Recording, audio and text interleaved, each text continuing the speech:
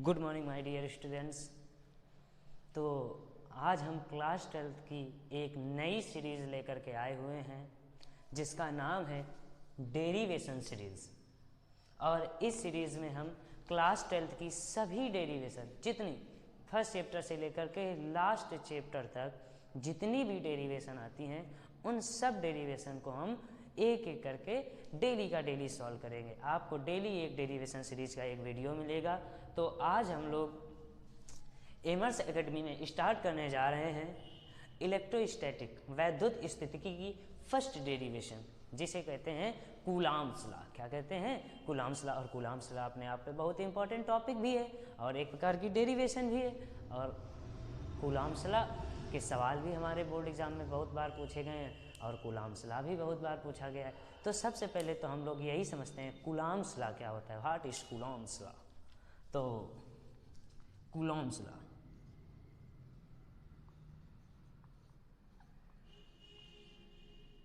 Coulomb's law. तो स्वागत है आप सभी बच्चों का मेरे इस प्यारे से यूट्यूब चैनल एमर्स एकेडमी में, और मैं गौरव मिश्रा। तो आओ हम लोग समझते हैं कूलॉम्स लॉ। तो कूलॉम्स लॉ समझने के लिए according to Coulomb's law, according to Coulomb's law, according to Coulomb's law, according to Coulomb's law, the electrostatic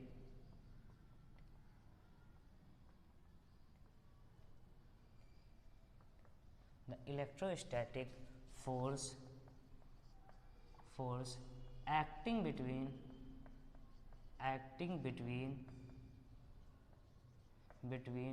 two charges और दो भी हो सकते हैं और दो से ज़्यादा भी हो सकते हैं, उसमें कोई इशू नहीं है। Is the electrostatic force according to Coulomb's, the electrostatic force acting between two stationary point charges. Two stationary point charges ठहरे हुए होंगे और पॉइंट चार्ज होंगे। स्टेशनरी पॉइंट चार्जेस, स्टेशनरी, इस चीज को अंडरलाइन कर लो क्योंकि बिंदु आवेश होंगे। कैसे होंगे? बिंदु आवेश। ये बहुत छोटे छोटे आवेशों के लिए वैलिड है कूलॉम्स लॉ। अगर बहुत बड़े बड़े तुम ले लोगे परिमाण के आवेश तो ये कूलॉम्स लॉ वैलिड नहीं होगा। और स्टेशनरी ठहरे होने चाहिए। मतलब देखो, जैसे दो चार्ज हैं, अभी बता रहे हैं थोड़ी देर बाद बता रहे हैं स्टेशनरी का मतलब क्या होगा। स्टेशनरी चार्ज बिंदु आवेश होने चाहिए, ठहरे हुए बिंदु आवेश।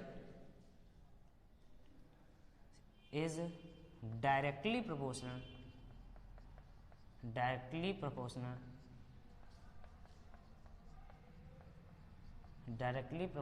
To the product of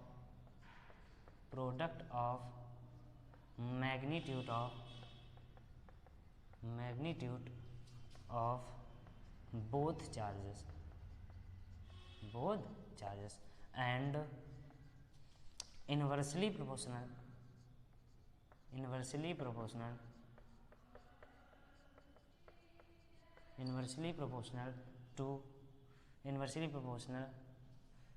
to the distance between to the square of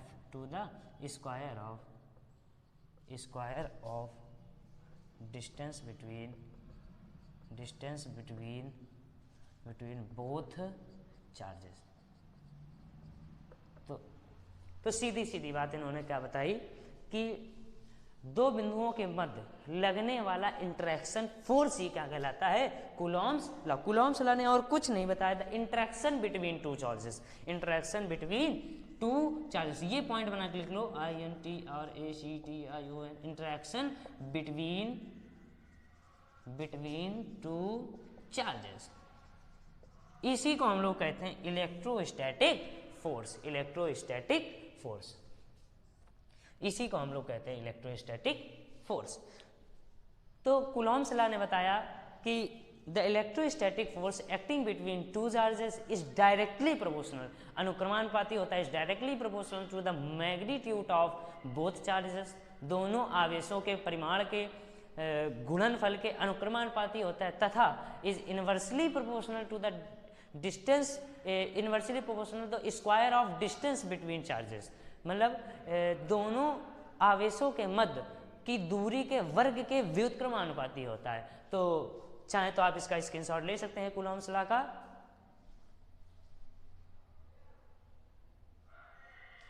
आपने स्क्रीनशॉट ले लिया होगा। चलो अब हम लोग आगे पढ़ते हैं।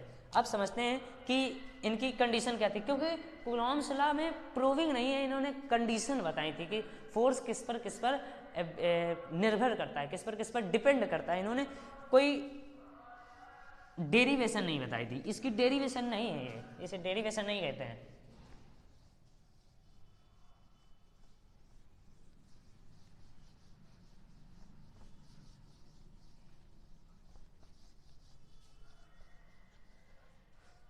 समझते हैं द कूलॉम्स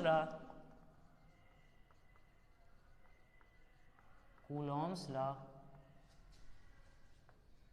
डिपेंड्स following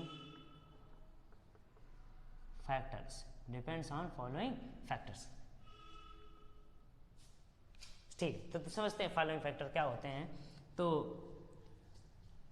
सबसे पहले तो एक हम डायग्राम बना लेते हैं, प्लस Q1 और प्लस Q1, इनके बीच की दूरी है R, क्या है R, दोनों प्लस प्लस हैं, तो दोनों एक दूसरे को रिपेल करेंगे। कैसे रिपेल करेंगे, इसे Q2 बोल देंगे, इसे क्या बोल रहे हैं Q2, सॉरी ये Q2 है।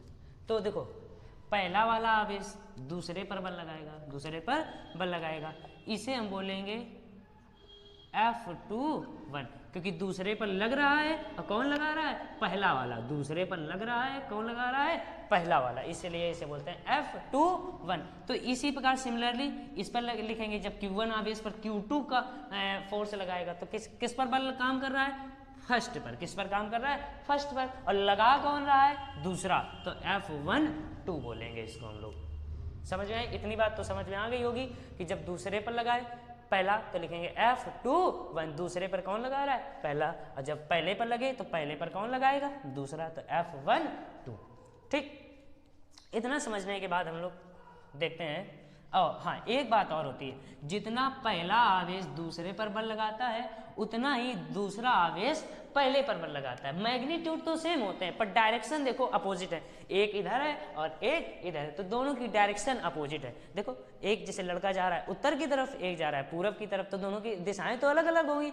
अब लेकिन हमने ये कह दिया कि एक जे वाला भी लड़का, मान लो राम मान लो, एक को श्याम मान लो, तो राम भी 10 किलोमीटर प्रति घंटा से जा रहा है और श्याम भी 10 किलोमीटर प्रति घंटा से जा रहा है। तो यदि दोनों 10-10 किलोमीटर प्रति घंटा से जा रहे हैं तो इनके मैग्नीट्यूड तो सेम होंगे पर डायरेक्शन अपोजिट होंगे, क्योंकि राम उत्तर की तरफ जा रहा है, श्याम दक्षिण की तरफ या पूरब की तरफ या पश्चिम की तरफ, किसी भी तरफ मान लो जा रहा है, तो डायरेक्शन अपोजिट होंगी पर मैग्नीट्यूड क्या होगा, same.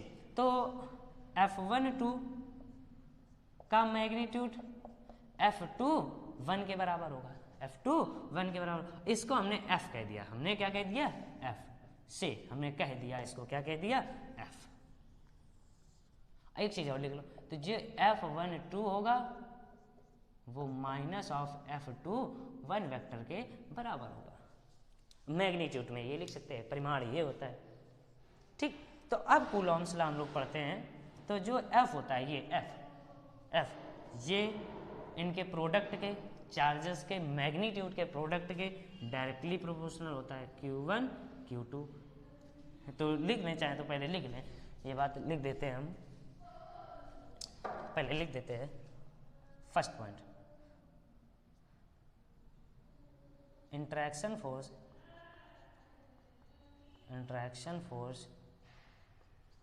Force is directly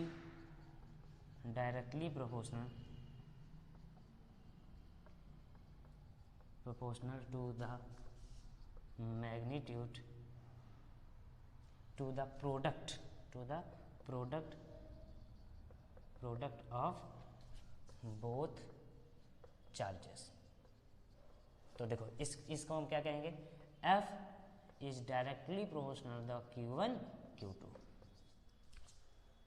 second इन्होंने बात कही, सेकेंड पॉइंट इन्होंने कहा था इंट्रैक्शन फोर्स। इंट्रैक्शन फोर्स भी कहते हैं, जैसे इलेक्ट्रोस्टैटिक फोर्स भी कहते हैं। इलेक्ट्रोस्टैटिक या interaction force is inversely proportional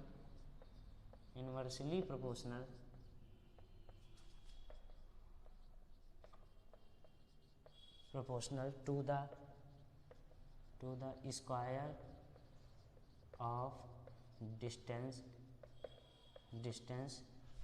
between charges। एक बार हम देख लेते हैं, दिख रहा है कि नहीं दिख रहा है इतने नीचे का, चलो दिख रहा है। तो इसमें इन्होंने कहा F जो होता है वो उन दोनों चार्जेस के बीच की दूरी के वर्ग के व्युत्क्रमानुपाती होता है, वर्ग के व्युत्क्रमानुपाती होता है। तो इन्होंने कहा जो इलेक्ट्रोस्टैटिक फोर्स होता है एक चार्जेस के बीच एक्ट करने वाला, वो उन दोनों के बीच की दूरी के वर्ग के व्युत्क्रमानुपाती। It is inversely proportional to the square of distance between both charges. तो इसको हम इरेज कर देते हैं, आप लोग चाहते हैं इसका स्क्रीनशॉट ले लीजिए एक, चलो ले लिया होगा। अब इसको हम इरेज करते हैं, फिर आगे कंटिन्यू करते हैं।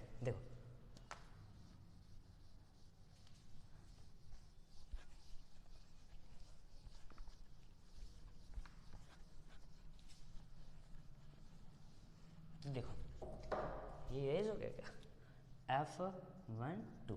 तो जो अभी हमने दो इक्वेशन बनाई, F is directly proportional to the Q1 Q2 and F is directly proportional to the 1/r²। इसे इक्वेशन नंबर 1 दो, इसे इक्वेशन नंबर 2 दो। तो अब from equation first and second, तो फर्स्ट एंड सेकंड से हम कह सकते हैं F is directly proportional to the Q1 Q2 upon में r²।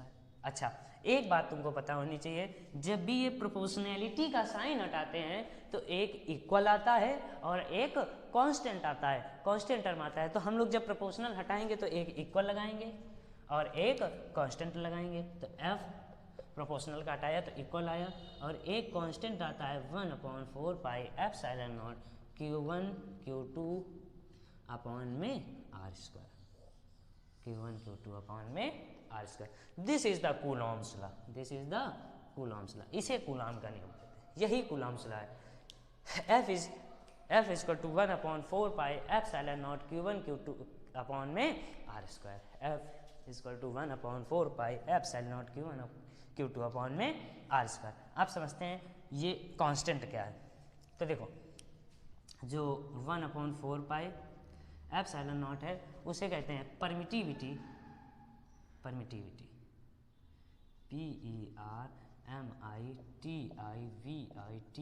Permittivity of free space. इसे कहते हैं निर्वात की वैद्युतशीलता, निर्वात की वैद्युतशीलता, निर्वात की वैद्युतशीलता बोलते हैं, निर्वात की वैद्युतशीलता। और ε0 की वैल्यू होती है 9 ×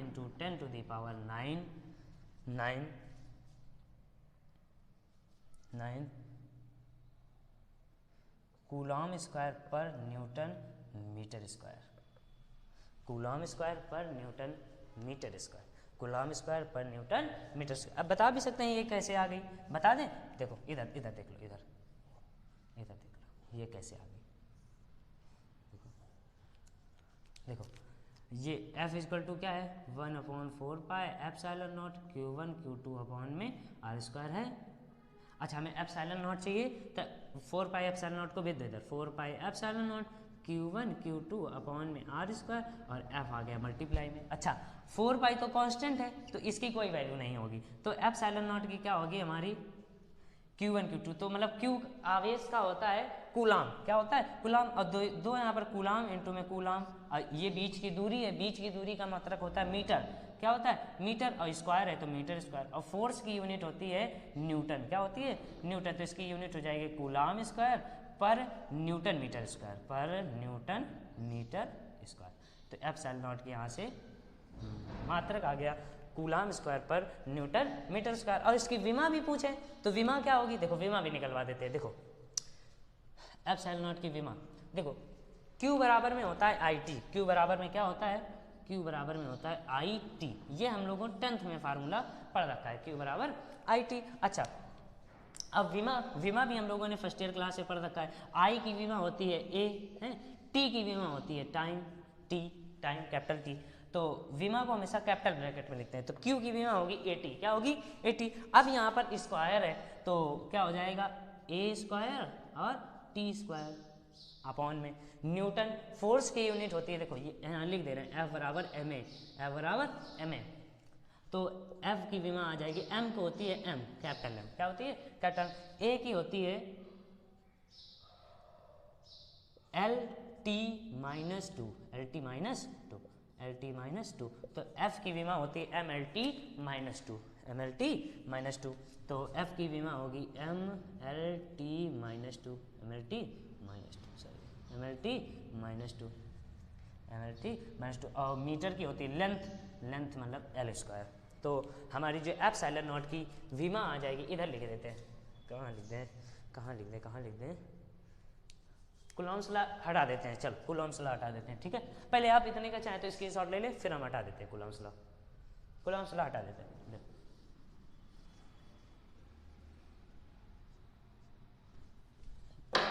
देखो एप्सिलॉन नॉट की विमा, देखो M ऊपर चला जाएगा, MLTA, तीन चीजें MLTA, चार चीजें, तो देखो MLTA है, M ऊपर गया तो -1, क्या होगा -1, L ऊपर गया L क्यूब हो जाएगा, क्या हो जाएगा L क्यूब, तो ये -3 हो जाएगा है, और T ऊपर जाएगा तो 4 हो जाएगा, माइनस प्लस हो जाएगा ऊपर तो 4 हो जाएगा, और A स्क्वायर। तो एप्सिलॉन नॉट की जो विमा होती है वो होती है 1342, MLTA 1342, MLTA 1342, MLTA 1342, 13 माइनस में और 42 प्लस में, याद कर लो हमेशा के लिए। ऐसे ही कैपेसिटेंस आएगा, कैपेसिटर में एक चैप्टर है संधारित्र, जिसे चौथा चैप्टर कहते हैं, उसकी विमा होती है MLTA, उसकी होती है 1242, क्या होती है 1242, उसमें होता है 12 माइनस में और 42 प्लस में। इसी तरह की थी तो हमने याद करवा दिया, आगे आएगी काम आएगी तब हम लोग समझ जाएंगे। MLTA 1242, ठीक है बच्चा लोग, इतना समझ में आए। इतने में किसी को कोई दिक्कत हो तो कमेंट में आप लोग हमसे पूछ सकते हैं, भैया इतने में कोई दिक्कत हो तो पूछ सकते हैं, ठीक। तो बच्चों उसी टॉपिक को हम लोग कंटिन्यू करते हैं। आप समझते हैं vector form of Coulomb's law, vector form of Coulomb's law. बच्चों एक चीज़ हमसे गलत हो गई थी, अभी परमिटिविटी ऑफ फ्री स्पेस में हमने बताया था 1/4 पाई एप्सिलॉन नॉट, तो इसकी वैल्यू एप्सिलॉन नॉट की नहीं 1/4 पाई एप्सिलॉन नॉट की वैल्यू होती है 9 × 10⁹ coulomb square per newton metre square. बच्चा सॉरी इसके लिए बहुत ज़्यादा सॉरी। और एप्सिलॉन नॉट की वैल्यू होती है केवल 8.85 × 10⁻12 इसकी वैल्यू होती है। तो इसकी वैल्यू होती है newton metre square per coulomb square, newton metre square per coulomb square, newton metre square per coulomb. नहीं उल्टा हो गया। इसकी वैल्यू होती है newton metre square per coulomb square, इसकी वैल्यू होती है coulomb square per newton metre square. ठीक बच्चों, किसी कोई प्रॉब्लम दिख रहा है? ठीक दिख रहा है, ठीक। अब हम लोग समझते हैं कि vector form of Coulomb's law क्या होती है। ठीक, तो देखो अभी थोड़ी देर पहले हमने बताया कि पहला वाला चार्ज दूसरे वाले चार्ज पर बल लगाता है, सही है, क्योंकि प्लस प्लस है तो क्या होगा रिपल्सन, प्लस प्लस होंगे तो क्या होंगे repulsion. Like charges repel to each other and unlike charges attract to each other. तो ये लाइक चार्जेस हैं, प्लस प्लस हैं तो रिपेल करेंगे। तो दूसरे को कौन धक्का मारेगा? पहला वाला। तो दूसरे को यदि पहला वाला धक्का मारेगा तो बल किस पे लग रहा है? दूसरे पर। धक्का कौन दे रहा है? पहला वाला। तो F2(1). और इसको क्या कहेंगे? अच्छा, पहले वाले पर कौन धक्का मार रहा है? दूसरा वाला। तो बल किस पर लग रहा है? पहले वाले पर। और लगा कौन रहा है? दूसरा वाला। तो F1(2) बोलते हैं इसको। ठीक है, अब देखो, अब एक बात और समझो। पहले तो हम लोग समझ लेते हैं यूनिट वेक्टर के बारे में। किसके बारे में समझ लेते हैं? Unit vector. Unit vector. तो यूनिट वेक्टर क्या होता है? इकाई सदिश। इसको हिंदी में बोलते हैं इकाई सदिश। वैसे ये तो फर्स्ट ईयर क्लास में तुमको वेक्टर चैप्टर में पढ़ा दिया गया होगा, लेकिन हम लोग फर्स्ट ईयर की बातें बहुत पुरानी हो गई, इस वजह से हम इसको दोबारा से एक बार देख लेते हैं, दोबारा से इसका रीकैप कर लेते हैं। तो देखो क्या होता है रीकैप। देखो वैसे भी यूनिट वेक्टर कैप होता है। क्या होता है? कैप। तो सिंपल सा मीनिंग समझो यूनिट वेक्टर क्या होता है। इट रिप्रेजेंट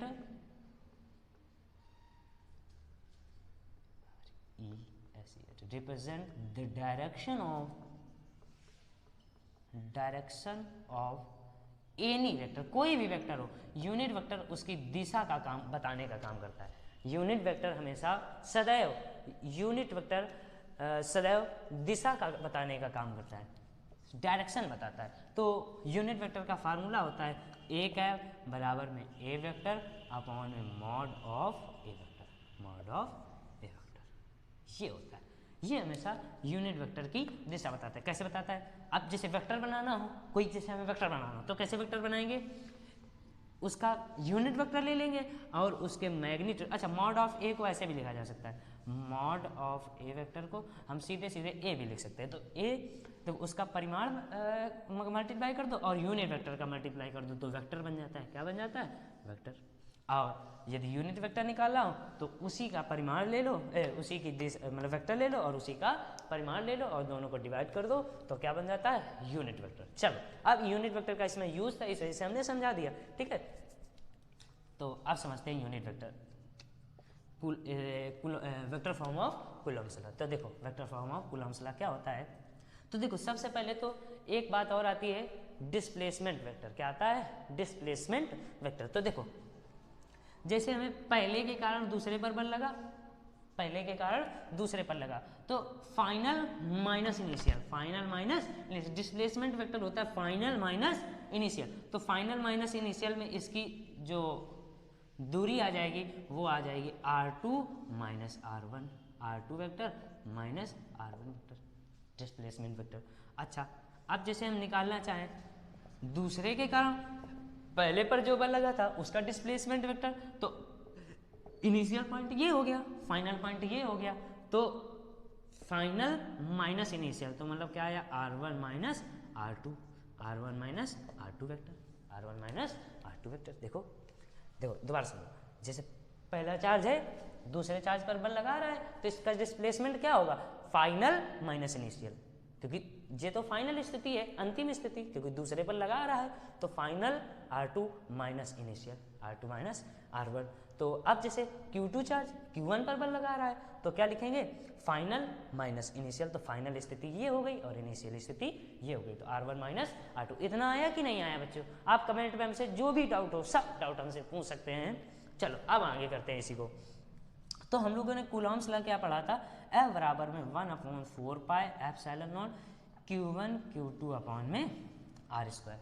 अब देखो ये तो मैग्नीट्यूड होता है, ये क्या होता है? मैग्नीट्यूड, इतना मैग्नीट्यूड होता है। अब बात आई डायरेक्शन, क्योंकि ये वेक्टर फॉर्म है तो डायरेक्शन क्या होगा? तो डायरेक्शन हम कैसे निकालते हैं? ये देखो direction A vector upon mod of A vector, unit vector से मल्टीप्लाई कर देंगे, यूनिट वेक्टर से क्या कर देंगे? Multiply. This is the magnitude, magnitude. अब डायरेक्शन निकालनी है तो जैसे कोई वेक्टर बनाना होता है, जैसे एफ वेक्टर बनाना है तो हम क्या करें? Magnitude, magnitude into unit vector, unit.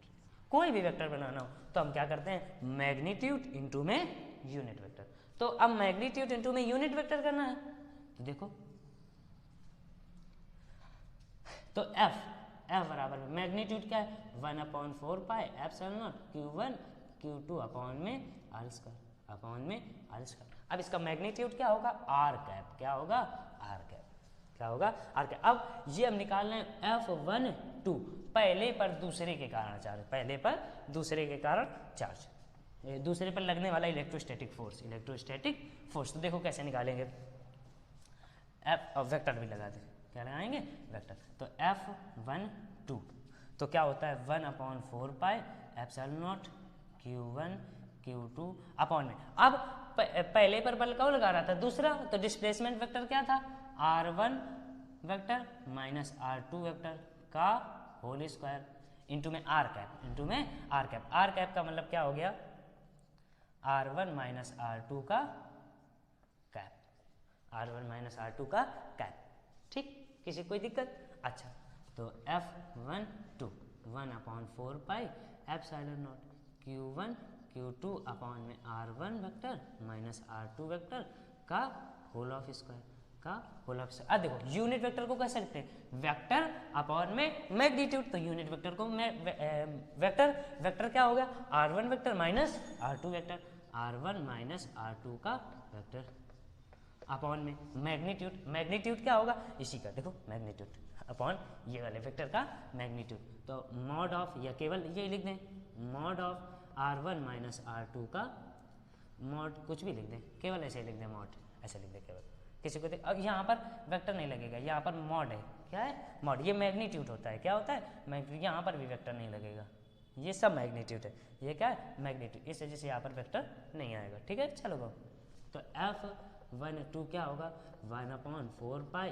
Epsilon naught, 1/4 pi epsilon naught Q1 Q2 upon में R1 माइनस R2 का whole of square, R1 minus sorry whole of Q, क्योंकि ये और ये मिलकर के क्या बना देंगे Q बना देंगे, और किसका मल्टीप्लाई होगा R1 माइनस R2 वेक्टर का मल्टीप्लाई हो जाएगा। तो देखो चाहे बन गया हमारा फार्मूला, क्या फार्मूला बन गया, देखो 1/4 pi epsilon naught Q1 Q2 R1 minus R2 का होल क्यूब, देखो चाहे वेक्टर का मल्टीप्लाई कर दिया और उसके मैग्नीट्यूड का, डिस्टेंस का मल्टीप्लाई कर दिया, तो देखो क्यूब बन गया कि नहीं बन गया, तो देखो आ गया। अब इसी तरह से हम ये कह सकते हैं सिमिलरली, सिमिलरली इसे हटा देते हैं यूनिट वेक्टर को। ठीक है बच्चा लोगों, आप इसका स्क्रीनशॉट ले लेना यूनिट वेक्टर का। सिमिलरली, सिमिलरली इसी प्रकार F21 क्या आएगा, F21 देखते हैं, F21 क्या है, F21 तो इसमें आएगा 1/4 pi epsilon naught, 1/4 pi epsilon naught Q1 Q2, अच्छा Q1 Q2। अब देखो इसका यूनिट डिस्टेंस क्या है R2 minus R1, R2 minus R1, R2 minus R1 का whole of cube multiply by, या इधर मल्टीप्लाई ना लगाओ तो ऐसे ही लिख लो R1 sorry R2 vector minus R1 vector. देखिए एक बार देख ले, दिखाई पड़ रहा है कि नहीं दिखाई पड़ रहा है उधर साइड पे R1 माइनस R2 वेक्टर। ठीक, अगर ना दिखाई पड़ रहा हो तो इधर साइड में लिख देंगे, कोई दिक्कत नहीं है। ठीक, इसको इरेज कर दे,